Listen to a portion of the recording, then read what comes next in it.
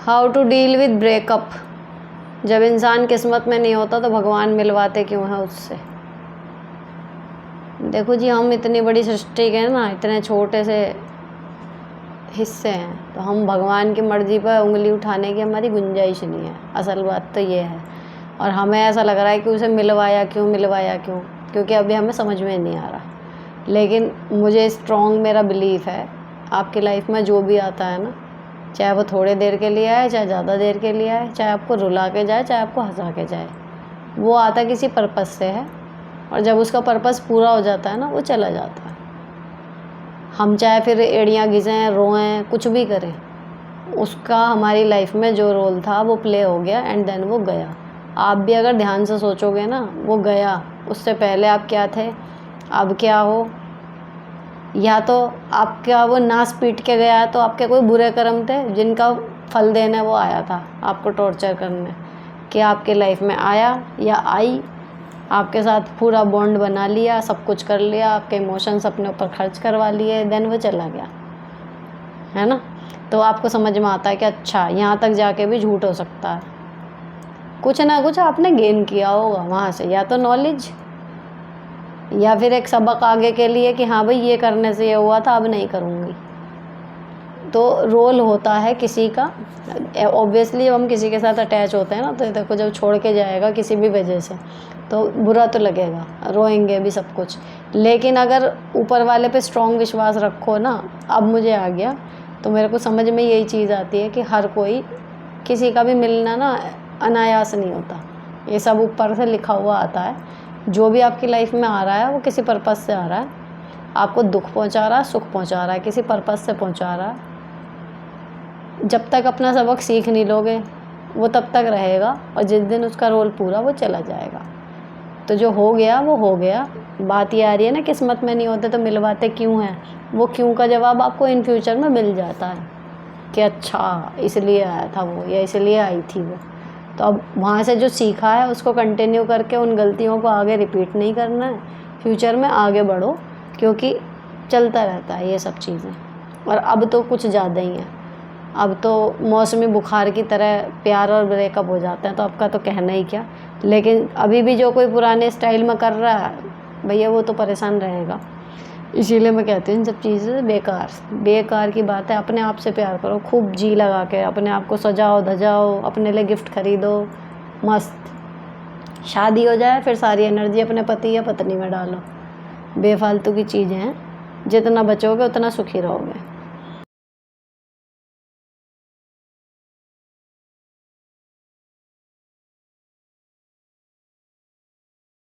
How to deal with breakup. जब इंसान किस्मत में नहीं होता तो भगवान मिलवाते क्यों हैं उससे। देखो जी, हम इतनी बड़ी सृष्टि के ना इतने छोटे से हिस्से हैं, तो हम भगवान की मर्ज़ी पर उंगली उठाने की हमारी गुंजाइश नहीं है। असल बात तो ये है, और हमें ऐसा लग रहा है कि उसे मिलवाया क्यों, क्योंकि अभी हमें समझ में नहीं आ रहा। लेकिन मुझे स्ट्रॉन्ग मेरा बिलीफ है, आपकी लाइफ में जो भी आता है ना, चाहे वो थोड़े देर के लिए आए, चाहे ज़्यादा देर के लिए आए, चाहे आपको रुला के जाए, चाहे आपको हंसा के जाए, वो आता किसी पर्पज़ से है। और जब उसका पर्पज़ पूरा हो जाता है ना, वो चला जाता है। हम चाहे फिर एड़ियाँ घिसें, रोएं, कुछ भी करें, उसका हमारी लाइफ में जो रोल था वो प्ले हो गया एंड देन वो गया। आप भी अगर ध्यान से सोचोगे ना, वो गया, उससे पहले आप क्या थे, अब क्या हो। या तो आपका वो नाश पीट के गया है, तो आपके कोई बुरे कर्म थे जिनका फल देने वो आया था आपको टॉर्चर करने, कि आपके लाइफ में आया या आई, आपके साथ पूरा बॉन्ड बना लिया, सब कुछ कर लिया, आपके इमोशंस अपने ऊपर खर्च करवा लिए, देन वो चला गया, है ना। तो आपको समझ में आता है कि अच्छा, यहाँ तक जाके भी झूठ हो सकता है। कुछ ना कुछ आपने गेन किया होगा वहाँ से, या तो नॉलेज, या फिर एक सबक आगे के लिए कि हाँ भाई, ये करने से ये हुआ था, अब नहीं करूँगी। तो रोल होता है किसी का। ऑब्वियसली जब हम किसी के साथ अटैच होते हैं ना, तो देखो जब छोड़ के जाएगा किसी भी वजह से, तो बुरा तो लगेगा, रोएंगे भी, सब कुछ। लेकिन अगर ऊपर वाले पे स्ट्रॉन्ग विश्वास रखो ना, अब मुझे आ गया, तो मेरे को समझ में यही चीज़ आती है कि हर कोई, किसी का भी मिलना ना अनायास नहीं होता। ये सब ऊपर से लिखा हुआ आता है। जो भी आपकी लाइफ में आ रहा है वो किसी पर्पज़ से आ रहा है। आपको दुख पहुंचा रहा, सुख पहुंचा रहा है, किसी पर्पज़ से पहुंचा रहा है। जब तक अपना सबक सीख नहीं लोगे वो तब तक रहेगा, और जिस दिन उसका रोल पूरा वो चला जाएगा। तो जो हो गया वो हो गया। बात ये आ रही है ना, किस्मत में नहीं होते तो मिलवाते क्यों हैं? वो क्यों का जवाब आपको इन फ्यूचर में मिल जाता है कि अच्छा इसलिए आया था वो, या इसलिए आई थी वो। तो अब वहाँ से जो सीखा है उसको कंटिन्यू करके उन गलतियों को आगे रिपीट नहीं करना है। फ्यूचर में आगे बढ़ो, क्योंकि चलता रहता है ये सब चीज़ें। और अब तो कुछ ज़्यादा ही है, अब तो मौसमी बुखार की तरह प्यार और ब्रेकअप हो जाते हैं, तो आपका तो कहना ही क्या। लेकिन अभी भी जो कोई पुराने स्टाइल में कर रहा है भैया, वो तो परेशान रहेगा। इसीलिए मैं कहती हूँ इन सब चीज़ें बेकार की बात है। अपने आप से प्यार करो, खूब जी लगा के अपने आप को सजाओ धजाओ, अपने लिए गिफ्ट खरीदो, मस्त। शादी हो जाए फिर सारी एनर्जी अपने पति या पत्नी में डालो। बेफालतू की चीज़ें हैं, जितना बचोगे उतना सुखी रहोगे। Next, how to strong self will power. Will power को ना स्ट्रॉन्ग करने की आपकी कहीं ना कहीं जो मजबूरी, जो उसके साथ कारण जुड़ा हुआ होता है ना, वो बनाता है उसको स्ट्रॉन्ग। और किसी किसी में नेचुरली भी रहती है भाई, किसी में रहता है कि अगर उसने डिसाइड कर लिया वो कर देगा। और कोई ऐसा डिसाइड तो करेगा दिन में 20 बार, 19 बार भी उससे पूरा नहीं होने का, एक आध बार चलेगा वो भी फिर आधे में छोड़ देगा। तो इस विल पावर की कोई गोली नहीं है। आपका सिर्फ जो भी काम को करने के लिए आप चले हो ना, उसके बाद आपको मिलने वाला क्या है, उसकी इम्पोर्टेंस आपकी लाइफ में जितनी ज़्यादा होगी, विल पावर उसी हिसाब से स्ट्रॉन्ग होती चली जाती है। वो निगेटिव भी हो सकती है, पॉजिटिव भी हो सकती है। बीमार होना है, नहीं होना है ना। किसी आदमी को बिस्तर पर टिकने से इतना डर लगता है कि वो हमेशा अपनी बॉडी को फिट करने में लगा रहता है। किसी को प्यार में, अभी जो एक क्वेश्चन आया ना, चोट एक बार खा ली, दोबारा खाने से इतना डर लगेगा कि वो आगे रिलेशन या कुछ भी इमोशंस किसी में इन्वेस्ट करने से पहले 10 बार सोचेगा। आ गई विल पावर। अब वो कहे कि अब उसे हर दूसरे लड़के से या लड़की से प्यार हो जाएगा, नहीं होने का। तो बात वो है कि विल पावर जैसा कुछ होता नहीं कि हाँ ये बढ़ा लो या घटा लो, उसके बाद आपको मिलने क्या वाला है, बस उसके आधार पे आपकी इंटेंशन तेज़ी से या धीरे काम करती हैं। और बाकी यही है, अपने सोच पे है, सोच लोगे हो जाएगी मजबूत। अपनी ईगो पे ले लो कि हमारी कोई इज्जत ही नहीं है क्या, फिर हो जाती है विल पावर स्ट्रॉन्ग। और जब तक ऐसे ही रहते ना, अरे क्या फ़र्क पड़ रहा है, किसी ने कुछ कह दिया ये वो, अपने आप नहीं होता कुछ भी।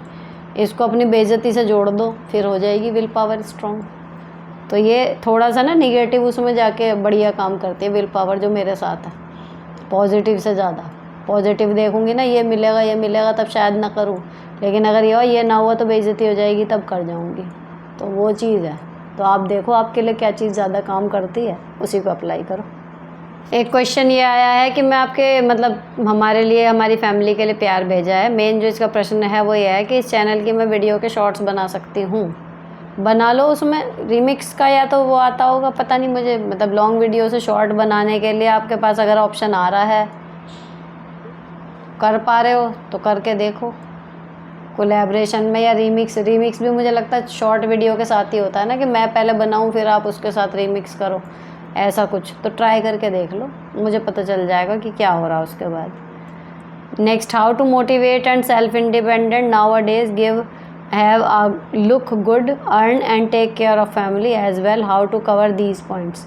मेरा पूरा channel is all about this, सब कुछ इसी बारे में है। लिव लाइफ इजी को लगातार देखते रहो, सारी चीज़ें इसी पे ही हैं। और दूसरी चीज़ ये है कि जी लुक गुड, अर्न और टेक केयर ऑफ फैमिली, सारी चीज़ें एक साथ। अगर आपकी सारी चीज़ों की बैंड बजी पड़ी है तो एक बार में एक चीज़ को सुधारो। लेकिन ऑलरेडी सब कर रहे हो, बस ये हो रहा है कि मैंने थोड़ा अच्छे से करना कैसे है, तो फिर चैनल देखते रहो, उसमें धीरे धीरे आपको एक मोटिवेशन और एक आइडिया मिलता रहेगा। जब हम किसी को काम करते हुए देखते हैं ना, तो अपने आप ही एनर्जी से आ जाते हैं कि चलो हम भी कर लेते हैं, वो चीज़ है। हेलो दी, गुड आफ्टरनून। मेरी प्रॉब्लम ये है, मेरे 2 किड्स हैं, मेरे मायके में ओनली पापा हैं। मेरी मम्मी 2003 में एक्सपायर हो गई, बड़े भाई की 2010 में हार्ट अटैक हो गया। मेरे पिता सिर्फ दूसरे भाई से ही प्यार करते हैं, मुझे कभी अपना नहीं समझते। मेरी बड़ी भाभी पर काफ़ी एलिगेशन लगाते हैं। मेरे बड़े भाई की दोनों बेटियां काफ़ी इंटेलिजेंट है, अपनी माँ का काफ़ी सपोर्ट करती हैं। मैं अपना कोई हेल्प नहीं कर पाती क्योंकि मेरे पिता और छोटे भाई को मेरा किसी मामले में बोलना पसंद नहीं। मेरे पति बच्चे कोई पसंद नहीं, मेरी खुशी से भी खुश होते हैं, मैं क्या करूँ, आई एम डिप्रेस्ड। मैके में आपको कोई नहीं पूछ रहा तो आप डिप्रेस क्यों? आपको अपना घर है ना ससुराल। मैं हमेशा यही सलाह देती हूँ यार, शादी हो गई, आपका पति है, आपके बच्चे हैं, आपका घर है, अगर साथ में मैका मिल रहा है ठीक है, अगर वहाँ पे आपकी पूछनी है फिर आप डिप्रेस क्यों हो रही हो? डिप्रेस आदमी तब हो जिनके साथ उसे रात दिन काटना, वहाँ पटरी ना खा रही हो। नहीं पूछ रहे ना पूछें, अब भी मत पूछो। इतना तो अपने अंदर आ जाता है, अपनी गृहस्थी में रम के इतना तो हो जाती है। माना कि मैका कभी छुटता नहीं, लेकिन फिर भी आपको वहाँ पे पूछा नहीं जा रहा है, इसलिए आप डिप्रेस होकर अपनी आप जो एक्चुअल लाइफ है उसे ख़राब कर लोगे। पूछ रहे हैं ठीक है, नहीं पूछ रहे तो भी क्या ही फ़र्क पड़ रहा है। अपनी गृहस्थी में मस्त रहो, यहाँ संपन्न सुखी रहोगी तो वहाँ जाओगी कभी, तो पूछें ना पूछें इतना कॉन्फिडेंस रहेगा आपको कि कोई फ़र्क नहीं पड़ेगा। लेकिन आप गिड़गिड़ा के या फिर रात दिन यही सोच रहे हो कि वो मुझे पूछें पूछें पूछें, तो जो पूछता होगा ना वो भी पूछने का नहीं, उसे पता है कि भाई ये तो गले पड़ जाएगी। तो अपनी सेल्फ रिस्पेक्ट समझ के थोड़ी सी दूरी खुद बना लो, जैसे वो पेश आ रहे हैं उतना आप पेश आ लो बस। हेलो दी, आप इतना अच्छा समझाती हैं, स्कूल में कितना अच्छा पढ़ाती होंगी। हाँ वहीं से तो सीखा है, वहाँ पढ़ाती हूँ इसीलिए आपको इतना अच्छा समझा पा रही हूँ। नेक्स्ट, हाय दी, मेरे देवर को हमने 20 साल पाला, अरे तेरे की 15 साल का था जब सास ससुर एक्सपायर हो गए। सिंपल सी फैमिली है, पतरी कुछ था नहीं, घर बना के दिया, शादी की, उसने कभी 1 रुपये भी नहीं दिया। कहते तो कहता है नहीं, अब उसकी शादी हो गई, 6 महीने में ही अलग हो गया, रिलेशन बिल्कुल ख़त्म है। अब ऐसा दिखाता है कि बहुत पैसे हैं उसके पास, मुझे प्रॉब्लम तो कुछ नहीं है, लेकिन अब पिछला टाइम याद आता है। अब सोचती हूँ अगर हम भी ऐसे ही करते जैसा उसने हमारे साथ किया तो क्या होता। बहुत लुटा हुआ महसूस होता है, मेंटल पीस चाहिए सिर्फ, सब्र करो बहन जी। ऐसे ही होता है, आपने तो कुछ ज़्यादा ही कर दिया, अपने देवर को पाल ही लिया, लेकिन जो भी आती है पहले बहू या कुछ भी है, वो पहले तो यही कोशिश में रहती है ना कि भाई घर परिवार ये वो जो उससे बन पड़ता है वो करती है, और बाद में फिर यही होता है। ये हर जगह का है। तो आपने कुछ ज़्यादा किया इसलिए आपको ज़्यादा दुख हो रहा है, लेकिन ठीक है, अगर वो अब भी साथ रहता फिर आप उसकी पत्नी के साथ भी कर लेती काफ़ी कुछ, और फिर वो और करता। कुल मिला के ये एक नुकसान होना था वो अभी हो गया। ये सोच के अपनी गृहस्थी पे आप ध्यान लगाओ कि आपके हाथ से जो उसके लिए छूटना था छूट गया। क्योंकि अब अगर आप अपने मन में नेगेटिविटी लाओगे ना, तो जो कहना चाहिए आपने पुण्य कमाया, उसको उस टाइम पे ज़रूरत थी, आप खड़े रहे वहाँ पे उसके लिए कर दिया सब कुछ, वो सब बेकार हो जाएगा मन में कड़वाहट ला के। तो नेकी कर दरिया में डाल वाली बात है ना, कि ठीक है जो कर लिया ठीक है, अब जो वो कर रहा है वो भी ठीक है, फालतू वो मत रखो। अब अपनी गृहस्थी में मस्त हो जाओ कि ठीक है जो हमारा था समझ लो कर्जा था चुका दिया, बाकी होना यही है, हर घर में यही कहानी है। नेक्स्ट, हाय मैम, सब बोलते हैं कि खुद से प्यार करो, कैसे अपना ख्याल रखें स्पेशली मेंटली। जब कोई अपना धोखा दे, इज्जत ना दे, नो रिस्पेक्ट, नो प्यार, नो अच्छे से रिप्लाई, अपनी बाउंड्री बताओ तो भी रहने दो अपना बाउंड्री, किसको कैसे अवॉइड करें। जॉब कोई अनअवॉइडेबल वाला रिलेशन हो तो इस पर प्लीज़ वीडियो बनाएं या मोटा मोटा कुछ बताओ प्लीज़ मैम। देखो जी, जो अगर कोई अपना मुझे धोखा दे, इज़्ज़त ना दे, रिस्पेक्ट ना दे, प्यार ना दे, अच्छे से रिप्लाई ना दे, मेरी बाउंड्री भी कह दे रहने दो अपनी बाउंड्री, तो मैं उसे बाउंड्री बता नहीं रही, मैं तो अपनी बाउंड्री बना लूँगी उसे बिना बताए। मैं भी ना उससे पूछूंगी, ना मैं उसे रिस्पेक्ट दूंगी, ना मैं उसे इज्जत दूंगी, मैं भी कुछ नहीं करूँगी। सिंपल, अपनी बाउंड्रीज़ बता के, जैसे थोड़ी बहुत अकल होती है उसे ही तो कहता है कि भाई हाँ इससे ज़्यादा मैं नहीं लूँगी। अगर उसे आपकी थोड़ी सी भी कदर है वो रुक जाएगा, लेकिन जब उसे अगले को कदर ही नहीं है, इससे आगे नहीं लेगी मतलब हम तो फिर भी देंगे, फिर वो ऐसे आते हैं ना। तो फिर आपको अगला स्टेप वही लेना पड़ेगा ना। अगर आदमी सामने से ढंग से रिप्लाई नहीं कर रहा तो आप पूछ क्यों रहे हो कोई बात। सिंपल, कोई रिस्पेक्ट नहीं दे रहा तो आपको क्यों उसी से रिस्पेक्ट चाहिए। अपने आप में हमेशा बात वही होती है, जो अपने आप में कंटेंट हो जाती है ना बंदी, उसको ज़रूरत नहीं होती फिर कि दूसरा मुझे इज़्ज़त दे रहा नहीं दे रहा। जो देगा वो उससे बात कर लेगी, जो नहीं देगा उससे बात भी नहीं करेगी, उसे फ़र्क भी नहीं पड़ेगा। फिर बात ये होती है। लेकिन आपको क्या है कि जी आप सो कॉल्ड अपने में हैं, लेकिन आपको चाहिए कि ये बंदा मुझे रिस्पेक्ट ज़रूर दे, अगर इसने ना दी तो बेकार है, वो दे नहीं रहा तो बात ख़त्म। किसी की गुद्दी पकड़ के अपनी रिस्पेक्ट करा लोगे या अपनी बात सुनवा लोगे? वो तो है नहीं।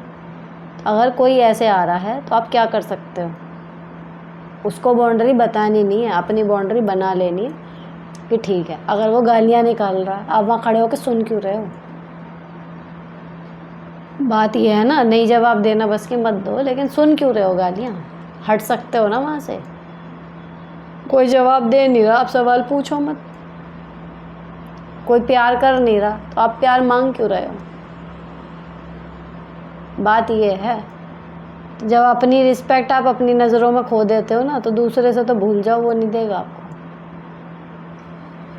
नेक्स्ट, हाय दी, मेरी सास ने मेरी प्रेगनेंसी और डिलीवरी के टाइम पे बहुत कलेश किया। डॉक्टर के पास जाने देती थी ना, खाना। बेटा हुआ तो हॉस्पिटल में ही लड़ रही थी क्योंकि ऑपरेशन से हुआ था। घर आए तो खाना तक नहीं दिया। बोलती है मुझे नहीं आता, बाकी के लिए बोली, वो मना कर रही है।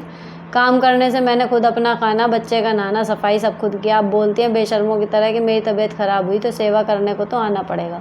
मैं जवाब नहीं देती, फिर भी लड़ने आती हैं। खुद से इमेजिन करती हैं बातें, फिर लड़ती हैं। ऐसे बोल रही हैं, वैसे बोल रही है। बाहर वालों को कुछ हो तो दौड़ दौड़ के जाती हैं, वहाँ काम करती हैं। सब सोचते हैं बहुत शरीफ सीधी है। क्या करना है अब, ये नहीं समझ में आया। आप क्या उन्होंने करा नहीं? वो कह रही हैं मैं करूँगी, मैं बीमार होंगी तो आना पड़ेगा। फिर तुम नहीं जा रही, फिर क्या होगा? फिर वो कलेश करेगी। उसके बाद क्या कर ले कलेश? उसके बाद होना क्या है? अपने मन से बातें बना रही है, सुन रही है, मतलब बड़बड़ा ही रही है ना, इन शॉर्ट। तो भाई अगर नहीं करना, या तो अपने वाले पे अगर आप ओवरकम हो गए, ठीक है, कोई बात नहीं, और कर दूंगी। अगर अपनी इमेज की चिंता है, करना है कर दो। नहीं है बस की करना, गुस्सा आ रहा, अभी तक भरी पड़ी हो कि भैया इन्होंने मेरे जापे में नहीं करा था, नहीं करना तो मत करो। फिर अपना स्टैंड क्लियर रखो। क्या करेंगी? चिल्लाएंगी, शोर मचाएंगी, कलेश करेंगी, ये नहीं कर रही, ये नहीं कर रही। कह दो जी मेरा भी तो नहीं करा था, मैंने भी तो 2 दिन के खुद ही खड़े होकर करा था, मेरा शरीर ख़राब हो गया, मुझसे नहीं चला जा रहा। तो अपना दिमाग में क्लियर कर लो आपको करना क्या है, और वही कर लोगे। कोई रोकने वाला है नहीं किसी को यहाँ पे। नेक्स्ट दी, मेरे हस्बैंड अपनी सिस से पूछ के सब करते हैं। 9 साल हो गए मैरिज को, मुझे हमेशा इग्नोर करते हैं। तो भैया इस ऐसा एक क्वेश्चन पहले भी आया था। अगर अपनी बहन की सलाह से उनका सत्यानाश हो रहा है तो आपको पेट में दर्द होना चाहिए। अगर उनकी बहन की सलाह से वो काम कर रहे हैं लेकिन सब कुछ सही जा रहा है, तो फिर आपको आराम से रहना चाहिए। और अगर आपकी बहन, मतलब जो उनकी बहन कह रही है और आप हमेशा अलग अलग हो रहे हो, ऐसा भी नहीं होना चाहिए। फिर तो मुश्किल तब हो जब आपकी बहन उनको उनकी बहन जो है, मतलब जिससे सलाह कर रहे हैं, वो गलत सलाह दे रही है और वो फिर भी सुने जा रहे हैं। तब आपको करना चाहिए कि भाई नुकसान हो रहा है। अब वो नुकसान दिखेगा तो जो नुकसान होता है वो दिखाओगे, देखो जी आपने दीदी की सलाह से करा था, नुकसान हो गया। लेकिन अगर सब कुछ सही जा रहा है तो फिर तो आपको खुश होना चाहिए कि आपके हस्बैंड के पास कोई एक ऐसा है जिससे वो सलाह मशवरा करके अपना ठीक ठाक चल रहा है काम। इसमें अपनी ईगो को बीच में मत लाओ कि मुझे इग्नोर क्यों कर रहे हैं। कोई बात नहीं, मतलब ये थोड़ा सा सोच को बदलने की बात है, इससे फ़र्क कुछ नहीं पड़ रहा। मेन ये है कि आपके हस्बैंड का, उनके साथ आप जुड़ी हुई हो, आपके परिवार का नुकसान ना हो। तो वो किसी की भी सलाह से कर रहे हैं, हमारी सलाह नहीं ले रहे, इट इज़ ओके। अगर वो डुबो रहे हैं परिवार की नैया, तब आपको सोचना पड़ेगा कि भाई नहीं, अभी ना रोकना पड़ेगा किसी न किसी तरीके से। तो अगर सब कुछ सही जा रहा है तो चलने दो, उल्टा सुख शांति घर में बनी रहेगी आपके। नेक्स्ट दी, मैं हस्बैंड और बाबू के साथ एक साथ कहीं और रह रहे थे, लेकिन हस्बैंड ने जॉब चेंज कर लिया। मदर इनके बोलने पर तो उनकी ड्यूटी भी वो अपने घर यानी मेरे ससुराल से चल रहा है। मैं अभी बीएड कर रही हूँ, बाबू का स्कूल है, मुझे समझ में नहीं आ रहा दी मैं क्या करूँ। हस्बैंड के साथ ससुराल में ही रहें, लेकिन मदर इन लॉ किसी लड़की को खाना बनाने के लिए रखी है, इसलिए मुझे नहीं पूछती। बोलती है इससे क्या मतलब है, क्या ही काम है इसका, पति का कमाई खाते हैं जो इसको अपने घर में रखेंगे। और सब बोलती हैं सासू माँ इसलिए हस्बैंड के साथ रह रहे थे, लेकिन सास के कहने पर जॉब चेंज करके अपने घर चले गए। मैं क्या करूं दी, मुझे भी पति के साथ चले जाना चाहिए। 4 मंथ में बीएड कंप्लीट हो जाएगा, प्लीज़ रिप्लाई। हाँ तो जाओ ना, वो देखो ना, वो जिनके क्वेश्चन वो आ रहे हैं कि पति अलग रह रहा है, उन्हें भेज नहीं रहे, आपके तो खुद भेज रहे हैं। तो जाओ, आपकी जगह तो वहीं है जहाँ आपके पति की है। जाओ अपने हस्बैंड के पास जहाँ पे वो काम कर रहे हैं। नेक्स्ट, हाय दी, मैं बैंक की प्रिपरेशन कर रही हूँ 3 साल से, लेकिन कंसिस्टेंसी नहीं बन पा रही, बार बार बीच में ड्रॉप हो जाती है पढ़ाई, इस वजह से एग्ज़ाम 2-3 नंबर से क्लियर नहीं हो रहा, क्या करूँ? इस बार बीएड का फॉर्म डाला है, मेरे 2 बच्चे भी हैं, जॉइंट फैमिली भी है। भैया अगर ये ड्रॉप होना बंद नहीं हुआ ना तो उम्र निकल जाएगी, फिर बच्चे और फैमिली रह जाएगी, जॉब की जो तैयारी है ना वो टंग जाएगी खूंटी पे। तो ये जो 2-3 नंबर से रह जा रहा है ना, बीच बीच में ड्रॉप हो जाता है, तो बात वही है, इतना आसान होता तो हर दूसरे के पास नौकरी होती। सिंपल सी बात है। मुश्किल होता है ना, कभी ना कभी पूरी जर्नी में आदमी डामाडोल होता है, कुछ परेशानियां आती हैं, उन्हें जो ओवरकम करके लगातार काम करते रहते हैं वो सफल हो जाते हैं। अब जो परेशानियां बच्चे, पति, घर, ये सभी के साथ है, तो जो अटक जाते हैं वो फिर अटके रह जाते हैं। तो मोटा सा ये मान लो कि अगर ये नहीं सुधरी आपकी जो प्रक्रिया है कि बीच में ड्रॉप होने वाली, तो कुछ साल बाद एज निकल जाएगी, बस फिर करते रहना घर और बच्चे, फिर ये वाली सिचुएशन आ जाएगी। तो इस बार जब पेपर दो किसी चीज़ का, याद रखना है बात। इसी वीडियो को, इतने हिस्से को सेव करके रख लो अपने पास कि एज निकल जाएगी, ये रह जाएगी घर गृहस्थी, ये तो कहीं नहीं जाने वाली, ईश्वर की कृपा से सब यहीं रहेंगे, लेकिन नौकरी की एक फिक्स एज है। हेलो दी, as usual good vibes coming. मेरा क्वेश्चन है कि मेड को कैसे हैंडल करें, छुट्टी बहुत मारती है, ऑफिस जाओ तो बच्चे के पास बैठकर बस फ़ोन चलाती है, कुछ बोल दो तो काम छोड़ने को तैयार, बस उनके अकॉर्डिंग चलते रहो, पड़ोसी भड़काने का काम करते ही हैं, कैसे ऑफिस करें, कैसे कैसे बच्चे पालें, घर में कोई और नहीं है, प्लीज़ सजेस्ट। दूसरी मेड की तलाश ही कर लो भाई, मिल जाए तो। ये मेरे लिए तो यक्ष प्रश्न है भाई, मेरे से तो ना दूसरी ढूंढी जाती, और कैसे काम लेना है ये मेरी एक सहेली कहा करती थी कि आर्ट है, सच में आर्ट है, हर किसी के पास नहीं होती वो आर्ट। लेकिन अब आपका ये है कि भाई मजबूरी है, दूसरी मिल नहीं रही तो जैसे चल रही है चला लो। इसीलिए मैं हमेशा अपने ऊपर डिपेंड रहने के पक्षधर रहती हूँ। बाकी एजेंसीज़ वगैरह या जिसके थ्रू भी, मतलब गली वली में 1-2 से कह के रखो, अगर इस लायक हो तो। दूसरी फिर वही है, दूसरी अगर वो छोड़ने को तैयार है तो आपके पास भी बैकअप तो होना चाहिए ना फिर। तो बात यह है कि दूसरी मेड की तलाश शुरू कर दो, अगर मेड के बिना काम नहीं चल सकता तो। नेक्स्ट, हेलो सुनीता जी, आप कैसी हो? मैं ठीक हूँ। आप इस प्लेटफॉर्म पर आकर सभी की समस्याओं को सुलझाती हैं, बहुत ही प्रशंसनीय कार्य कर रही हैं, मेरी भी समस्या का समाधान ज़रूर करें, बहुत उम्मीद से आपसे जुड़ी हूँ। मेरी मम्मी जी को गए 10 वर्ष हो चुके हैं, मेरी भाभी और भाई का हम बहनों से कोई लगाव नहीं है। मेरे पापा ने मुझसे 15 लाख रुपए यह कहकर लिए कि वह इसके बदले मुझे प्लॉट देंगे, पर वह अब देने से मना कर रहे हैं और पैसे भी नहीं दे रहे।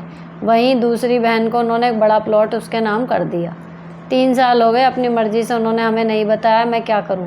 पापा और बहन के इस धोखे से मैं टूट चुकी हूं, कृपया कोई सुझाव दें। मुझे ऐसा क्यों लग रहा है कि मैंने ये क्वेश्चन का जवाब दिया है आपको? मुझे याद आ रहा है, मैंने नीचे वाले कमरे में दिया था कि आपके पिताजी ने जो 15 लाख रुपए, आपने देखा ही नहीं वो जवाब, और आप यहाँ पे ये कह रही हो कि मेरी समस्या का आप जवाब नहीं देती। मैंने तब भी ये दिया था, मुझे याद आ गया कि 15 लाख रुपए आपके पिताजी ने लिए हैं। आपके हस्बैंड नाराज़ होंगे, ऑब्वियसली होंगे। अगर 15 लाख रुपए का झटका आप झेल सकती हो तो झेल जाओ, वहाँ पे कुछ कहने सुनने की बात ही नहीं है, आगे से कोई मतलब नहीं रहेगा ऑब्वियसली। लेकिन जब आपके हस्बैंड कभी फ्रस्ट्रेशन में कुछ कहेंगे ना, तो गलती से भी अपने पापा को डिफेंड मत करने बैठना। ये बात मैंने नीचे बताई थी, मुझे याद आ गया। तो ये क्वेश्चन आ चुका आपका। अब उन्होंने ऐसा क्यों किया, एक बार पूछना तो बनता है कि पैसे आपसे लिए और प्लॉट दूसरी को दिला दिया, क्योंकि 15 लाख आज की डेट में भी कोई छोटी रकम तो नहीं होती।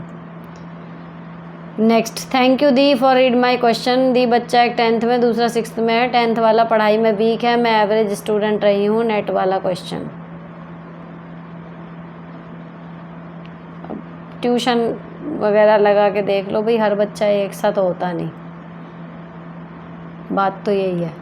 लेकिन अगर अच्छा कोचिंग मिल जाए, अच्छी संगत मिल जाए, तो अपना बच्चा ये है कि अपनी 100% अपने कैलिबर के अनुसार कर लेना, तो हम सेटिस्फैक्ट्री उसको मान सकते हैं, है ना। तो अगर वो वीक चल रहा है तो उसको एक ढंग का कोई कोचिंग, जो और कोई बच्चे जा रहे हों, रिस्पॉन्स अच्छा मिल रहा हो, वहाँ पर आप ट्राई करके देख सकते हो। एक अच्छा टीचर अगर मिल जाए तो उसकी पढ़ाई में, परफॉर्मेंस में फ़र्क पड़ता है।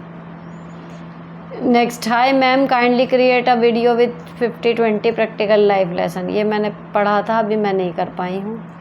मेरे पति बहुत टॉक्सिक हैं, कैसे हैंडल करें? सबके सामने या बाद में उल्टा सीधा इल्ज़ाम लगाते हैं, कोई रिस्पेक्ट नहीं देते, क्या करें? कम से कम बात करो सबके सामने तो एटलीस्ट उनसे, ताकि घर में जो हो रहा है सो हो रहा है, बाहर जाके आपकी इज़्ज़त थोड़ी सी बची रहे। बाकी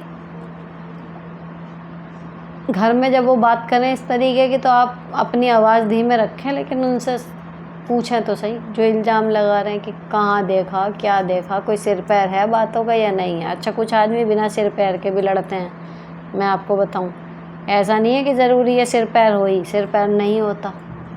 उस आदमी को आप कैसे अवॉइड करोगे? सिंपल भैया, एक दूरी बना लो कि इसका कुछ नहीं पता कब फट पड़े।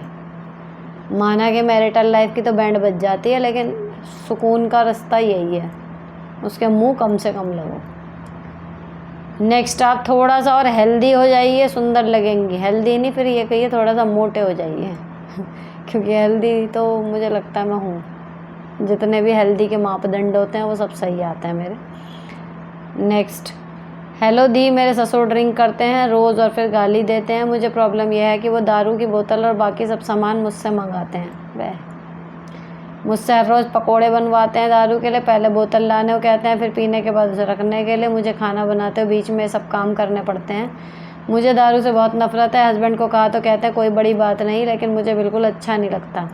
मेरी शादी को 2 साल हो गए, ये सब पहले मन से ही चालू है। मैं बहुत डिप्रेस रहती हूँ इस वजह से। उनकी रिस्पेक्ट करती हूँ इसलिए कुछ कह नहीं पाती। सबको लगता है बड़ी बात नहीं, क्या मैं ज़्यादा सोच रही हूँ? नहीं, बड़ी बात तो है, जिसने कभी देखा ना हो उसके लिए तो बड़ी बात है। पर आपके ये वो हो गया ना कि शुरू में ही कह देती हैं एक बार, तो वही बात ख़त्म हो जाती है। अब कर लिया 1.5-2 साल तो अब ये हो रहा बड़ी बात नहीं है। अब अगर आपसे बर्दाश्त नहीं हो रहा तो अब मना करो, और चल रहा है जैसे भी, धीरे धीरे आदत पड़ गई है तो करते रहो। बात यही है कि जिसने नहीं देखा होता शुरू से, उसके लिए है कि वो क्यों करेगा। और दूसरी चीज़, पता है कोई बढ़िया चीज़ तो है नहीं कि जाके हम अमृत दे रहे हैं कि खाना सर्व कर रहे हैं, है ना। तो इरिटेट होने वाली तो बात है, लेकिन जो पति ये कह रहे हैं कि या तो उस टाइम पे वो अवेलेबल हो, वो कर सकते हैं उस चीज़ को। तो कुल मिला के अभी आप पे है कि अगर आपसे बर्दाश्त हो रहा है तो कर लो, नहीं हो पा रहा मना कर दो। इट्स नेवर टू लेट कि नहीं हमसे नहीं हो पाएगा। नेक्स्ट, हेलो दी, आपके इस चैनल से बहुत सारे यूट्यूबर इंस्पायर हो रहे हैं और आपको कॉपी करने की कोशिश कर रहे हैं, but you are the best. मैंने अभी तक एक का भी नहीं देखा है ऐसा।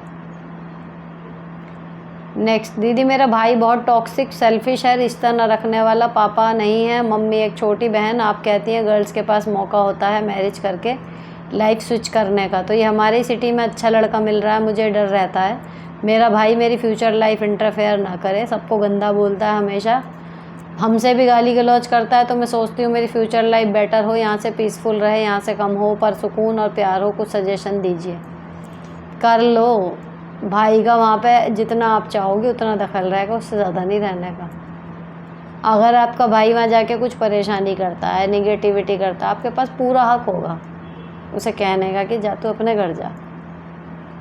अगर अच्छा लड़का आपको लोकल में ही मिल रहा है तो कर लो शादी। नेक्स्ट, दी, अपनी खुद की देखभाल, एक्सरसाइज, बच्चे के साथ खेलना कैसे करें जब 9 से 7 की जॉब हो, घर का खाना पीना बनाना, बच्चा भी देखना है, गिल्ट फीलिंग भी रहती है बच्चे को कम टाइम देने का। वो तो देखो रहेगी, जॉब वालों को हमेशा रहती है कि हम अपने बच्चों को उतना टाइम नहीं दे पाते, और कभी दे भी नहीं सकते। जो हाउसवाइफ दे लेगी कि ज़रा सा बच्चे को ज़रूरत है, हम खड़े हैं जी, वो तो हो ही नहीं पाएगा ना। लेकिन उस गिल्ट से निकलना तो पड़ेगा, क्योंकि ऐसा नहीं है ना कि हम 0 टाइम दे रहे हैं। और दूसरी चीज़ ये है, जो पैसे कमा भी रहे हैं कहीं ना कहीं उसका फ़ायदा तो हमारे बच्चों को भी मिलेगा ना, बात ये है। और अगर हम अपनी जॉब छोड़ के घर पे बैठ जाएं, अपनी सेल्फ पर्सनैलिटी को छोड़ दें, तो भी हम डिप्रेस रहेंगे। तो फिर क्या होएगा कि घर पे रह के भी हम खुश नहीं रहेंगे। तो बच्चों को एक हाउसवाइफ या उससे फ़र्क नहीं पड़ता, माँ खुश होनी चाहिए, तो वो कर जाते हैं सही से। तो बात ये है कि उनके साथ जो है एक्सरसाइज, खाना पीना, सब चीज़ें देखो भी पिच परफेक्ट नहीं होएंगी, लेकिन थोड़े थोड़े सब हो जाएंगे। अगर एक्सरसाइज हफ्ते के 7 दिन नहीं हो पा रही, आप 4 दिन कर लो। बच्चे के साथ खेलना अगर रोज़ एक टाइम नहीं निकल पा रहा, हफ्ते में 1 दिन खेल लो, तो भी ना होने से कुछ होना बेहतर है। तो आपकी गिल्ट वाली जो फीलिंग है वो थोड़ी सी कम हो जाएगी। नेक्स्ट, हाय मैम, मेरी sister in law mentally ill है। वो मेरे घर से 2 किलोमीटर की डिस्टेंस में रहती है। उनका एक बेटा है 4 साल का, रोज़ आ जाती है, और अगर वो ना आए तो मेरी MIL उनका बेटा लेके आ जाती हैं। फिर उसका काम मुझे करना पड़ता है। मेरी खुद की 3 साल की बेटी है, और अगर ना करूं तो मेरे मन में गिल्ट रहता है, उसकी माँ बीमार है, इसमें उसकी क्या गलती। बट मेरे खुद के इतने काम होते हैं कि थक जाती हूँ, और MIL भी मेरी बेटी पर ध्यान नहीं रखती, बस बाबू बाबू करती रहती हैं, खाना भी यहीं से जाता है। कुल मिला के आपका काम बढ़ रहा है। लेकिन देखो मैं बताऊँ, जब तक आपको एक इरिटेशन है ना कि मेरा ये काम नहीं है, मुझे करना पड़ रहा है, ये तभी तक भारी लग रहा है। जहाँ आप अपना घर का सारा कर रही हो, अपनी बेटी का कर रही हो, उसे एक बच्चे का भी कर दोगे। सिर्फ सोच की बात है, आपको लग रहा है कि वो मेरी जिम्मेदारी नहीं है, इसीलिए आपको बोझ लग रहा है।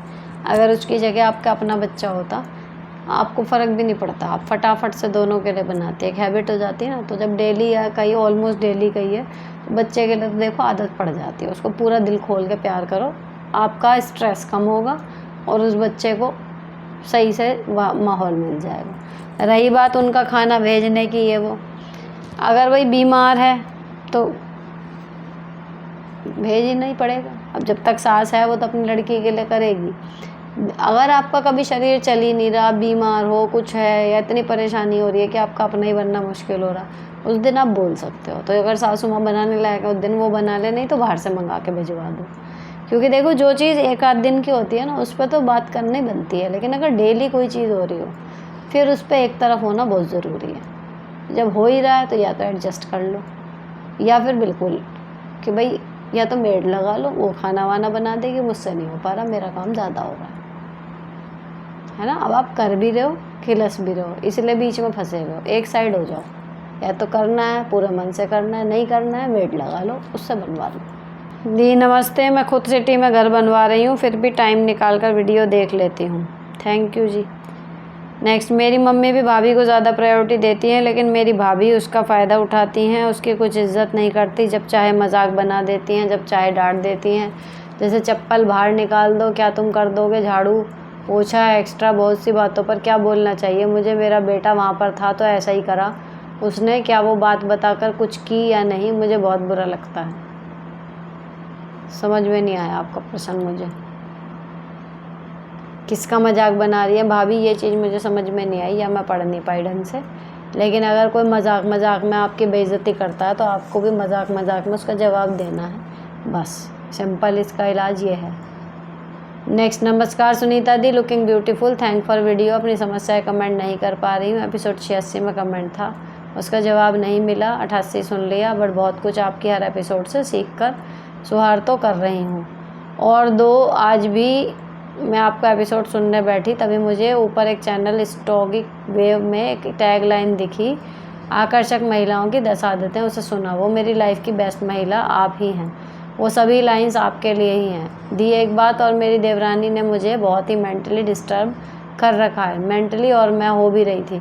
उसने मुझे बहुत ही बदनाम किया, मैं हर्ट हो रही थी। अब मैंने आपके कहे अनुसार किया कि फ़र्क पड़ेगा क्या ही होएगा, इसी को फॉलो किया, और अब मैंने उसे मेरे दिल और दिमाग दोनों से निकाल दिया है। इन फ्यूचर भी मैं उससे कोई रिश्ता नहीं रखना चाहती, क्योंकि उसने हर बार मतलब निकलने के बाद मुझे बुरा ही बनाया, और मेरे पैसा, टाइम, एनर्जी तीनों वेस्ट होते।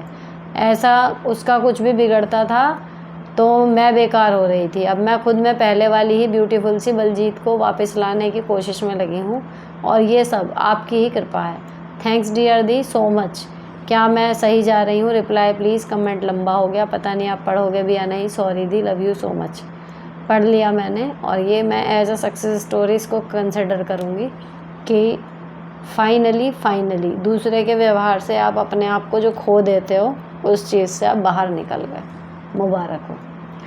नेक्स्ट, प्रणाम दीदी, मैं PGT टीचर हूँ, जॉब अदर डिस्ट्रिक्ट में है। जब भी मैं ससुराल आती हूँ किससे मिलती हूँ, सब सैलरी के बारे में पूछते हैं, कैसे जवाब दूँ बता दो। अगर देखो मांगने वाले नहीं हैं तो ओरिजिनल सैलरी बता दो, और अगर ये कहोगी कि इतने हैं और तुरंत मांगने खड़े हो जाएंगे, तो फिर मत बताओ, घुमा फिरा के बोल दो कि भाई सबको पता है, गूगल कर लो।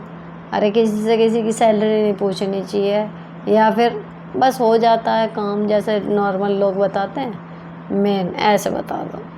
क्योंकि ऐसा होता है ना, इस पे जोक भी तो आता है कि सैलरी कम बताओ तो लोग उधार हम ना मांग लें, इस चक्कर में बातचीत बंद कर देते हैं, और अगर पूरी बता दो तो लोग उधार मांगने आ जाते हैं।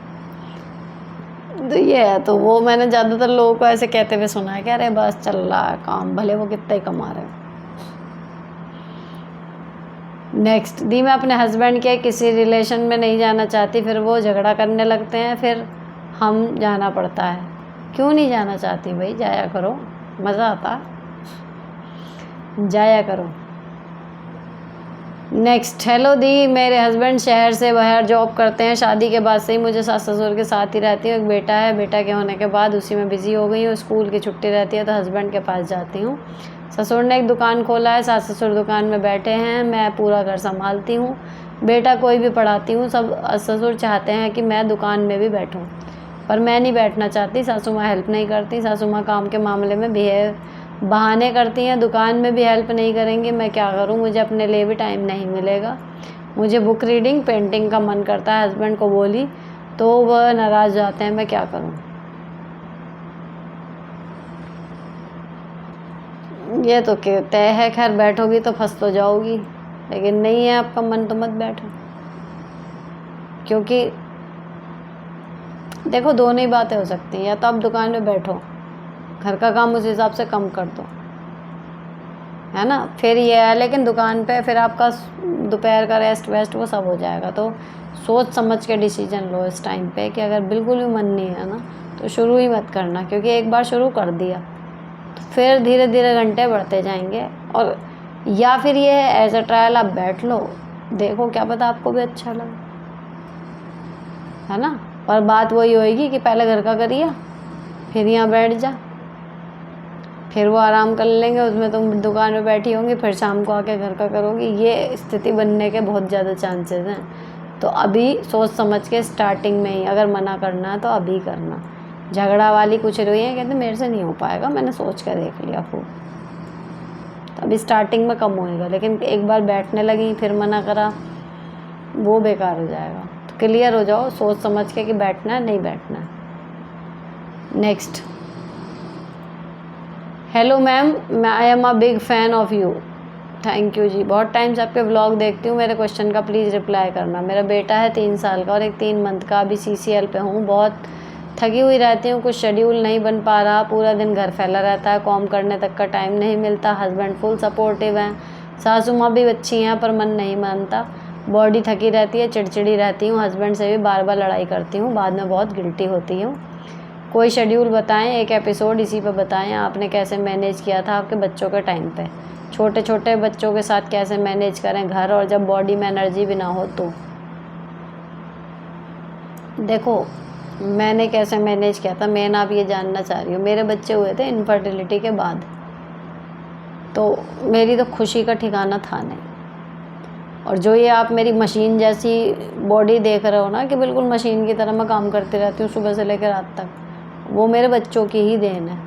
इन्होंने ही जगह जगह के रात को कि 2 घंटे 2.5 घंटे की नींद में मैंने 22 घंटे उस टाइम पर जग के काम करा है। कोई त्यौहार पड़ गया और रायता फैल गया, कोई स्कूल में जल्दी जाना है काम पड़ गया और हो गया, कोई मेहमान आ गए उस टाइम पर, घर में शादियाँ हो रही हैं, मेरे बच्चे छोटे छोटे हैं, सब मेहमान हमारे यहाँ आए पड़े हैं, गर्मी हो रही है, AC नहीं लग रहा, बड़ी उस टाइम पे ऐसी कैडी स्थितियाँ पड़ी थी कि, लेकिन वो शुरू का 1 साल 1.25 साल मेरी कहना लिटरली जीभ निकल गई काम कर कर के, पर ऐसी आदत पड़ गई कि मतलब मुझे कोई देखता था ना उस टाइम पे तो ये अरे भाभी तो हर टाइम लगी ही रहती है यार, भाभी तो थकती ही नहीं, तो मुझे उनकी बात सुन के लगता था ऐसे मैं कब से लग रही हूँ।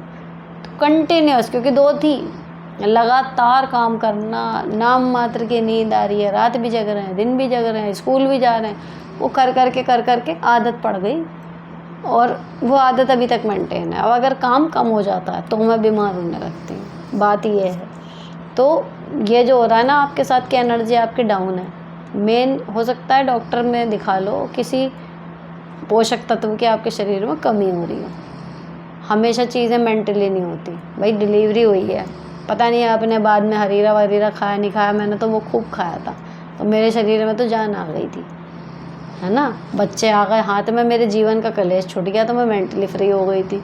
7 साल से जो टेंशन चल रही है कि बच्चे नहीं है बच्चे नहीं है, फाइनली बच्चे आ गए, इकट्ठे 2 हो गए, आगे का भी टंटा ख़त्म। तो वो एक बहुत वो होती है कि आप मेंटली फ्री हो जाते हो। बाकी आपकी जो कंडीशन है, अब 2 बच्चे आपके हो गए, डॉक्टर को दिखा लो, अगर कोई दवाई वगैरह लिखें ताकत की, कोई सप्लीमेंट वगैरह वो ले लो, अपने खाने पीने का ध्यान रखो। और अभी आपका बच्चा जो है वो छोटा है, 3 महीने का सारा है, 6 महीने तो अब बॉडी को लग जाएंगे वापस पूरे रिदम में आने में। 3 महीने बाद तो खड़े होते हैं, 3 महीने तक तो जापे कई शरीर में आनते हैं। तो अभी कहाँ आप पूरी एनर्जी में वापस आने की सोच रहे हो? टाइम दो खुद को, सब हो जाएगा सही। अब बाकी बचा घर ये वो, अभी रोज़ साफ़ कर लो, अपने टाँके भी दुखाओगी, कमर भी तोड़ोगी, सब कुछ है, 3 महीने बाद साफ़ मिलेगा क्या घर? नॉर्मल होता रहे जितना हो रहा है, जब वापस आ जाओगी 6 महीने की हो जाओगी, पूरी बॉडी आ जाएगी रिदम में, रगड़ लेना, हो जाएगा साफ़। नेक्स्ट, हेलो दी, मेरे को 6 इयर्स के बाद बेबी बॉय हुआ था, वो भी काफ़ी ट्रीटमेंट के बाद। उसके 6 सर्जरी हुई, उसके पॉटी वाली जगह नहीं थी। अभी वो 4 साल का है, अभी भी उसका कंट्रोल नहीं है उस पर, जिसकी वजह से मैं काफ़ी परेशान हूँ। अकेले मैनेज करती हूँ, हस्बैंड की जॉब बाहर है, फैमिली का कोई सपोर्ट नहीं है, सिर्फ मैके वाले सपोर्ट करते हैं। MSc IT किया है हाँ मैंने, और पूरा दिन उसी के साथ बीत जाता है। वेट भी कम है। आप मुझे बताएं अपने आप को कैसे स्ट्रॉन्ग बनाऊं। देखो, थोड़ी सी परेशानी अगर किसी बच्चे को है तो मुश्किल तो है ही, लेकिन इसका कर क्या सकते हो? संतान है, देखना तो पड़ेगा। पैसे हों कर सकते हो तो उसके लिए केयर टेकर रख सकते हो, बस। ऐसे ऑप्शन में सिर्फ एक ही ऑप्शन बचता है, नहीं है तो खुद ही करना है। तो भैया सब बच नहीं सकते, आपको धीरे धीरे आदत जब तक ना पड़ जाए, जब तक का ये है ही दिक्कत। आज इसमें बड़े बड़े ज़्यादा आए हैं, मैंने 2-3 में नहीं पढ़ रही हूँ क्योंकि बहुत सारे रह गए हैं।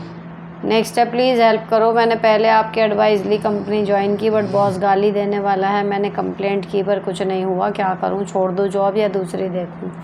प्लीज़, मैं बहुत टेंशन में हूं। अब देखो, इसमें मैं बाहर बैठ के मैं आपको क्या बताऊं, पता नहीं वो किस दर्जे की गाली दे रहा है और कितना पैसा आपको मिल रहा है, पता नहीं आप दूसरी जॉब के लिए हो, आपके हाथ में आएगी नहीं आएगी, सारी चीज़ें ये आपको पता है।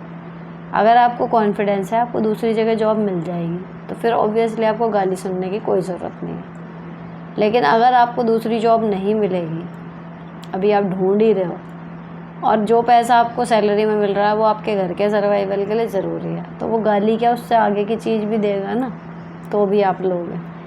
तो ये सारे ही डिसीजन जो हैं वो लेने हैं आपको अपनी स्थिति के अनुसार, प्रैक्टिकली, दिमाग से, कि इस टाइम पे आपकी ज़रूरत है क्या। तब देखो कि छोड़नी है जॉब या करनी है। हाय मैम, मैं एक वर्किंग मॉम हूँ, घर और बेबी का ध्यान बिना किसी एक्सटर्नल और फैमिली हेल्प के करती हूँ, एक्सरसाइज और सेल्फ केयर भी करती हूँ, फिर भी मेरे हस्बैंड रोज़ मेरे लुक्स के लिए मुझे क्रिटिसाइज़ करते हैं। I started feeling under confident. क्यों? वो ज़्यादा सुरखाब के पर लगे हुए आपके हस्बैंड में? 2 तरीके हो सकते हैं, या तो अपने आप में कॉन्फिडेंट हो जाओ, जैसी हूँ मुझे बहुत पसंद है, आपसे किसी ने राय मांगी, या फिर वो कह रहे हैं आपको, आप भी उन्हें क्रिटिसाइज़ करना शुरू कर दो कि क्या तो मैं भी आपको सकती हूँ, और कह दो 1-2 बार, लेकिन मैं कह रही हूँ, मैं नहीं कह रही ना, ऐसे तो बात ख़त्म हो जाएगी। लेकिन अगर आप अपने आप में देख रहे हो कि भाई मैं जो कर रही हूँ उसके हिसाब से मेरे को रिज़ल्ट परफेक्ट मिल रहा है, या ये मेरा बेस्ट वर्जन है, अगर आप अपने आप में कॉन्फिडेंट हो, तो फिर दूसरा कोई क्या कह रहा है उससे कोई फ़र्क नहीं पड़ने वाला, चाहे वो दूसरा हमारा पति ही क्यों ना हो। ठीक है ना? अगर कोई कह रहा है कि यार तेरे पे कपड़े अच्छे लग रहे हैं, तो मैं इतना पता है, मेरे को जितना पता है मेरे हिसाब से ये ठीक लग रहे हैं, ये कॉन्फिडेंस आपने होना चाहिए। ठीक है ना? तो दोनों तरीक़ों में से जो आपको लगे एप्लीकेबल करना, कि पलटवार करना है या अपने आप को डिफेंड करना, दोनों में से जो आपको सूट करे वो ले लो। नेक्स्ट, दी आपने खुद को साइटिका बताया था, फिर आप अभी जो एक्सरसाइज कर रहे हो जिम वाली वो कैसे कर पाते हो? मैं भी साल भर से परेशान हूँ। साइटिका की जो मैं घर पे करती हूँ एक्सरसाइज, उससे साइटिका कंट्रोल में रहता है। बाकी मैं उकड़ू बैठ के ज़्यादा फोर्स वाले काम नहीं करती। हालांकि मैंने जिम के बाद उस दिन 1.5 घंटा कपड़े धो लिए, लेकिन मुझे हल्की सी परेशानी हुई फिर। तो मुझे लगा था कि अब तो चल ही रही है बॉडी, फास्ट काम तो कर ही रही हूँ, ये भी कर लेती हूँ। लेकिन जितना हमेशा होता था, अगर मैं कभी उकड़ू बैठ के कपड़े धो लेती थी, उससे बहुत कम हुआ, ये बता दूँ। तो जो जिम में कर रही हूँ ना, मतलब अब मैं साइटिका जो मेरे घर में मैं करती रहती हूँ एक्सरसाइज, उससे ऑलमोस्ट ठीक है। ऐसा नहीं है कि मेरे को डेली में चलते फिरते दर्द ही होता रहता, क्योंकि मैं वो एक्सरसाइज कर लेती हूँ। अभी भी मैं पैर दिखाऊँ देखो, मैं अभी भी पैर ऐसे करके बैठी हुई हूँ। तो ये ना आपकी हैबिट में जब आ जाएगा कि मेरी इस बॉडी में, इस पार्ट में दिक्कत है और मैं इस तरीके से करके बैठती हूँ तो ठीक रहता है, या ये वाली एक्सरसाइज करना ठीक रहता है, उसको अपने डेली रूटीन में शामिल कर लो। साइटिका और सर्वाइकल ये आपके किसी दवाई से ठीक नहीं होता, जितना मुझे समझ में आया है। इनका इलाज आपकी एक्सरसाइज ही है जो आप डेली में वो करते हो। सर्वाइकल वाली भी मैंने कई बार बताई हुई है और साइटिका वाली भी, तो वो करते रहो, साइटिका चला जाएगा, फिर आप अपना नॉर्मल काम करते रहोगे। नेक्स्ट, हाय मैम, आपकी बातों से हिम्मत तो बहुत मिलती है, लेकिन जब 4-5 लेडीज़ में अगर बात भी करना हो तो हिम्मत नहीं होती बोलने की, घबराहट होती है और डर लगता है। डर किस बात का लगता है ये बताओ, क्या हो जाएगा? चलो मुझे मत बताओ, अपने आप से ही बता देना कि बताओ आपका नाम है जैसे सीमा है ना, अपने आप से कहना कि सीमा बताओ तुम्हें किस चीज़ से डर लगता है ना? फिर तुम्हारे अंदर से जवाब आएगा कि क्या हो जाएगा। तो जो वो होएगा उसको देखना कि कितनी बड़ी चीज़ है वो, जो अगर वो हो गई तो तुम क्या ही कर लोगे। कुछ भी डरने की बात नहीं है यार, कुछ भी। बोलना सीखो, अच्छी बातें बोलो। मतलब अभी पिछली बार एक कमेंट आया था कि मतलब ये बात मेरे हस्बैंड कह रहे हैं कि ये वाला चैनल में मतलब सास बहू की बातें सुन रहे हो। मैं बहुत कॉन्शियस हूँ इस चीज़ को लेके। किसी के भी घर में कोई निगेटिविटी, किसी के मन में कोई द्वेष भावना रहे ना, वो निकल जाए। और जो मैं हमेशा सेल्फ लव, अपनी सेल्फ रिस्पेक्ट, इस पर बात कर रही हूँ ना, ये हमेशा वही होता है जो घर की औरत है, अगर वो अपने आप में खुश है, कंटेंट है, उसको कोई परेशानी नहीं है ना दिमाग में, अब बिलीव करो पूरा घर सॉर्टेड रहेगा। थोड़ा गंदा रहेगा इट्स ओके, थोड़ा फैला रहेगा इट्स ओके, थोड़े पैसे कम है इट्स ओके, बच्चों के नंबर थोड़े कम आ रहे इट्स ओके, लेकिन जो ऑल ओवर ऑरा रहेगा ना घर का, वो इतना अच्छा रहेगा। लेकिन जिस घर में महिला घर की जो मेन करने वाली है, अगर वो ही परेशान है तो भाई साहब फिर कितना ही कुछ हो जाए परफेक्ट, लेकिन वो बेकार ही है मामला। तो मुझे यही लगता है कि जो यहाँ पे क्वेश्चन कर रही हैं वो अपने अपने घर को संभालने वाली महिलाएं हैं, वो सॉर्टेड हो जाएं, क्लियरली सोचने लगे। प्रॉब्लम सबकी लाइफ में है, वो अपनी समस्याओं का फिर खुद हल निकालना सीख जाएंगी। क्लियर रहना चाहिए, सॉर्टेड रहोगे तो साफ चीज़ें नज़र आती हैं। अक्सर समस्या इतनी होती है, हम उधेड़ बुन में उसे इतना बड़ा कर लेते हैं। और जब आप ठीक रहोगी, रोगी पिटोगी नहीं, अपना नॉर्मल हो, हर चीज़ को ग्रेसफुली ले रही हो, फैमिली में अपने आप वही शांति प्रसारित हो जाती है। तो बहुत बड़ा सोर्स होती है औरत घर का। अगर वो निगेटिविटी से भरी हुई है, पूरा घर भर जाएगा, और वो पॉजिटिव है तो पूरा घर भर जाएगा। ये वाली बात होती है। आपका बर्थडे और एनिवर्सरी कब होती है? बर्थडे तो मेरा कल है, अब मैं शूट कर रही हूँ 6 तारीख को, 7 जून को, जब मतलब आप अभी देख रहे हो ना, आज है ये, समझ लो बर्थडे मेरा। एंड एनिवर्सरी है 1 नवंबर को। नेक्स्ट, हाँ, थैंक्स फॉर कमिंग हमारी लाइफ में। हाय, मेरी लाइफ में भी आ जाता कोई मेरे जैसा। नेक्स्ट, हेलो दी, अब वो अपना खाना बनाने लगी है। फेस्टिवल में अगर खाने के लिए बोलूँगी तो खाना नहीं खाएगी, फिर भी मुझे पूछना चाहिए क्या? नवंबर में फ्रैक्चर हुआ था तो खाना पीना, कपड़े धोना, देखभाल सब कुछ हो गया, फिर अब बोलती है कभी नहीं पूछती क्या दिक्कत है। तो मैंने भी बोल दिया कि मैंने नहीं किया तो किसने किया, तो कहती है कि देखो करके सुना रही है, अब मैं क्या करूँ, कुछ समझ में नहीं आ रहा। इसकी प्रेगनेंसी टेस्ट किया था तो मैंने देख लिया, फ़ोटो ले ली थी, मम्मी को दिखाया तो कुछ नहीं बोलती, उसकी साइड ही लेती है, कितना भी गलत करे पर उसी की साइड रहेंगी हमेशा। मेरा उनसे बात करने का मन नहीं होता, फिर भी बात करना चाहिए, प्लीज़ आंसर। वो कौन है मैं बोल रही हूँ इस क्वेश्चन में कि अब वो अपना खाना बनाने लगी है। शायद देवरानी की बात हो रही है, कुछ भी है। कुल मिला के आपने बोल दिया ना। अब वो ये तो देखो होएगा। मान लो कोई कह रहा आपने किसी का काम करा, मोटी सी बात बताती हूँ। चलो इस क्वेश्चन में थोड़ा सा मुझे कन्फ्यूज़न है, लेकिन जितना मुझे समझ में आया, आपने किसी के लिए कुछ करा, सामने वाले ने उसे डांट दिया कि न करा क्या। अब आपको बताना पड़ा कि भाई मैंने नहीं करा तो किसने करा। आगे से आया सामने से कि अच्छा करके बता रही है, अब करके सुना रही है। तो आपका जवाब सिर्फ ये होना चाहिए कि जब कोई बिना बताए मेरे को मान ही नहीं रहा कि मैंने कुछ काम करा है, तो मुझे बताना पड़ेगा ना। इसके लिए वो फ़नी सा वो है सिचुएशन, मैं आपको बताऊँ, हसीना मान जाएगी कि मैं गोविंदा का सीन है। तो वो अपनी अमीरी दिखाता है, चाचा जी बन के जाता है कि हमारा घर तो इतना बड़ा है कि एक कमरे से दूसरे कमरे में जाने के लिए बाइक की ज़रूरत पड़ती है। तो संजय दत्त उसको बोलता है कि अरे चाचा जी आप क्यों अपनी इतना दिखा रहे हो, अमीरी का क्यों बता रहे हो इनको इतना। तो वहाँ पे गोविंदा के जवाब देता है कि अरे हम इन्हें बताएंगे नहीं कि हम कितने बड़े हैं, तो इन्हें पता कैसे चलेगा हम कितने बड़े हैं। सेम अगर आपके करे हुए को कोई कंसिडर ही नहीं कर रहा, तो बताएं कि हमें बताना पड़ेगा कि भाई हमने क्या क्या किया है, क्योंकि तुम तो मान ही नहीं रहे कि हमने कुछ किया, तो इसलिए हमें बताना पड़ रहा है। अगर आप बताने बिना, हमारे बोले बिना आप खुद ही कह देते कि भाई इतने इतना करा इतना करा, हमें बोलने की ज़रूरत नहीं पड़ती। अब करा है तो किसी को तो कहना पड़ेगा।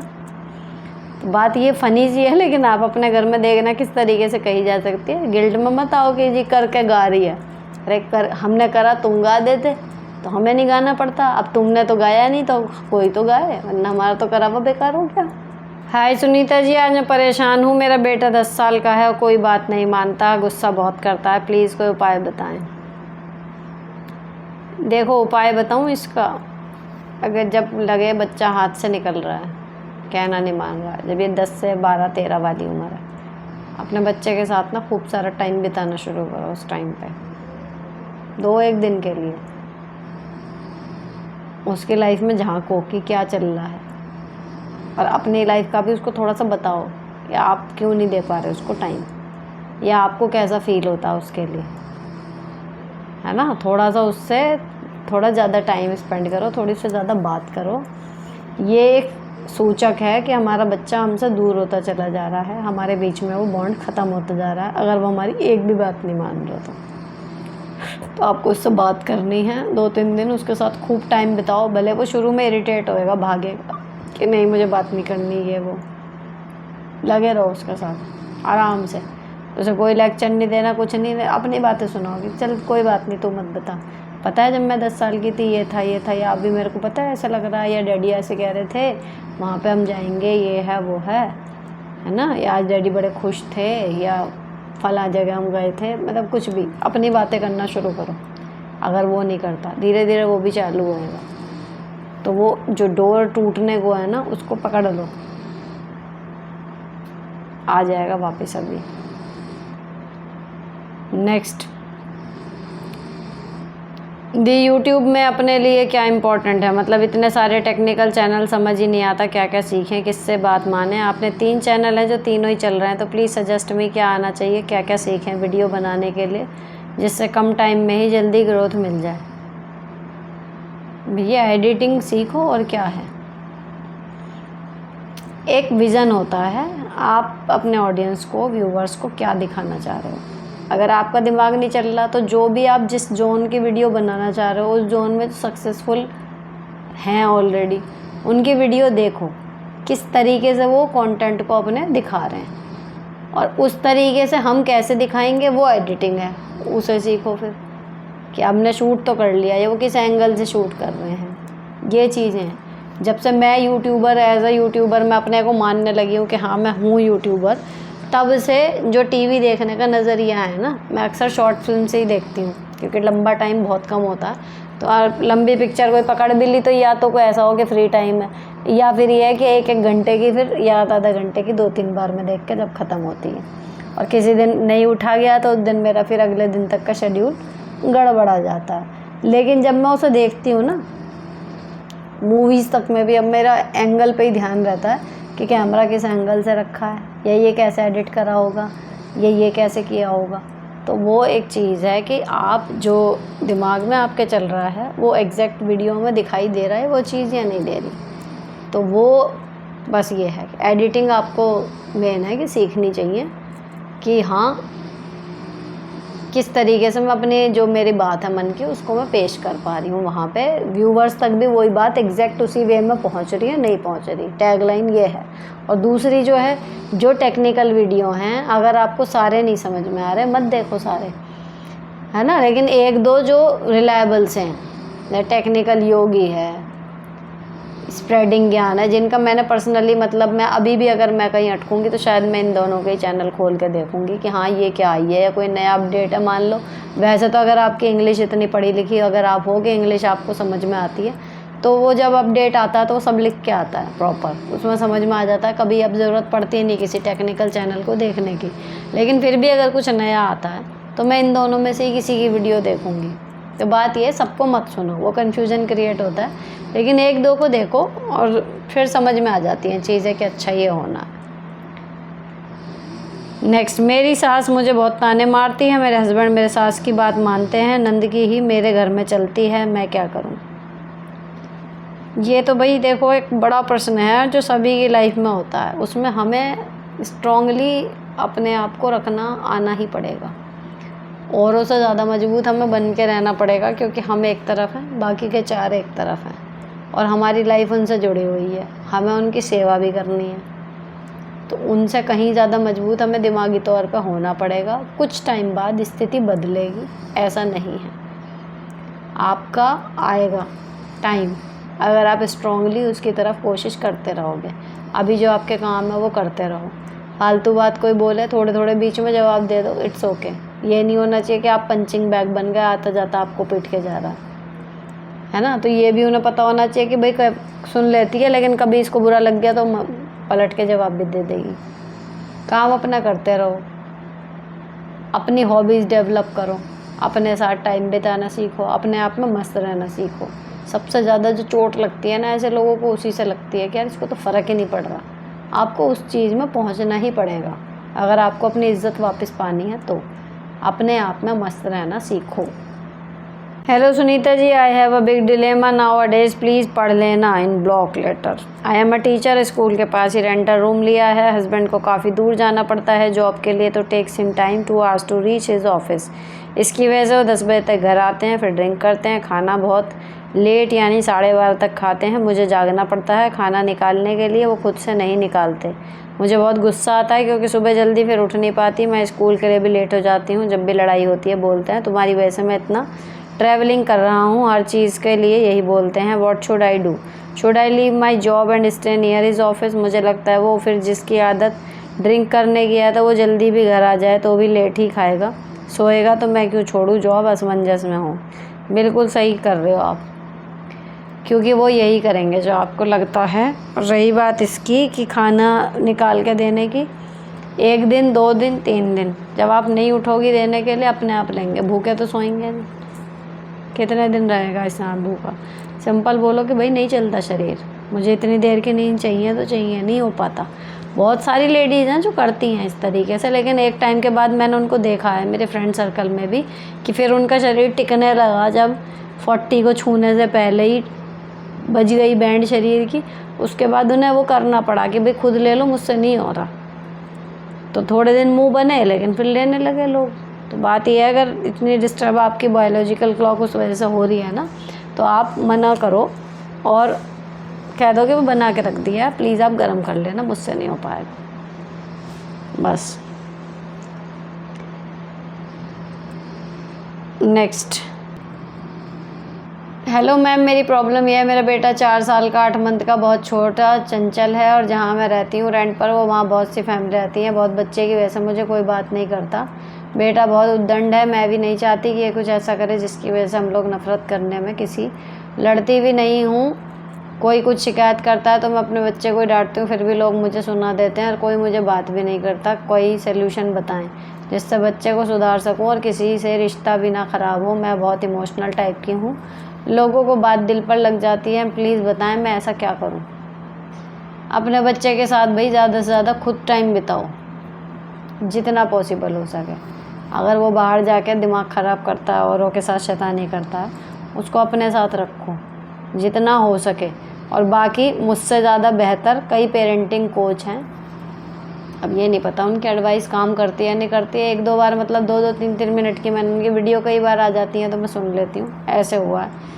तो कई लोग हैं ऐसे जो स्पेशली मदर्स को गाइड कर रहे हैं, पता नहीं क्या बताते होंगे, तो एक बार उनको भी सुन के देख लो, क्योंकि ये कॉमन समस्या है। कईयों के बच्चे होते हैं, आप अकेली नहीं हो इस तरीके की, जिनके बच्चे उद्दंड होते हैं। लेकिन मुझे ऐसा लगता है जो उद्दंड बच्चा है, अगर उसके साथ उसका माँ या बाप एक्स्ट्रा टाइम बिताए, उसको अपने अंडर गाइडेंस में रख कर खिलाना सिखाए ना, कुछ दिन बाद वो बच्चा ट्रेंड हो जाता है। क्योंकि पेरेंट ही होता है ना, एक गाइडेंस भी मिल रही है, प्यार भी मिल रहा है, मनोरंजन भी हो रहा है, तो कहीं ना कहीं उस बच्चे की जो एनर्जी ऐसा होता रहता है ना, वो शांत हो जाता है। तो मुझे तो ये सीधा एक तरीका समझ में आता है। बाकी आप एक पेरेंटल या इस तरीके का कुछ एडवाइस वाला वीडियो अलग से भी देख लो, मैं तो आपको ये सलाह दूंगी। नेक्स्ट, हेलो मैम, मैं आपको बहुत पसंद करती हूँ। जॉइंट फैमिली से होकर भी हमेशा खुद को अकेला मानती थी, अब आप मिल गई हो तो लगता है मेरा भी कोई है। God bless you. मेरी सास मुझसे बेहद नफ़रत करती हैं, कहती हैं जब मुझे देखने गई तो उन्हें फीवर हो गया। एक बार करवा चौथ पर पैर छूने पर मुझे कहा आप दोबारा व्रत नहीं रखोगी, तभी से मन नहीं होता उनके पैर छूने का। हर कोशिश करती हूँ, सेवा करती हूँ, मेरी माँ नहीं है, पापा बहुत बीमार रहते हैं, भाई भाभी पूछते नहीं हैं, क्या करूँ प्लीज़ बताएं। हाँ, कितनी अकेली हो। पति ठीक होगा यार तो पति के साथ अपना टाइम बढ़िया से बढ़िया स्पेंड करो। नहीं होता कोई भी, मेरा ही कौन बच रहा है, फिर भी खुश रह सकते हैं, ये भी समझ में आ गया। आपको एक्चुअली खुश रहने के लिए बहुत सारे लोगों की ज़रूरत होती ही नहीं, सबसे बड़ी ज़रूरत अपनी, उसके बाद आपके पास 2-4 लोग भी हो ना तो आपकी लाइफ कट जाती है। और रही बात इनकी सास ससुर, माँ बाप, भाई बहन नहीं रहते, अब क्या करें। तो लेकिन बात यह है, अपनी लाइफ को देख के मुझे ये समझ में आया कि इनके बिना भी आप रह सकते हो और खुश रह सकते हो। ऐसे नहीं है ये लोग की ऑक्सीजन है कि ये नहीं होंगे तो आप जी नहीं पाओगे, जिया जा रहा है इनके बिना भी। तो यही सीख लो कि बस ठीक है, पति है, अगर एडजस्ट सही हो रहा है उनके साथ चलो अपना।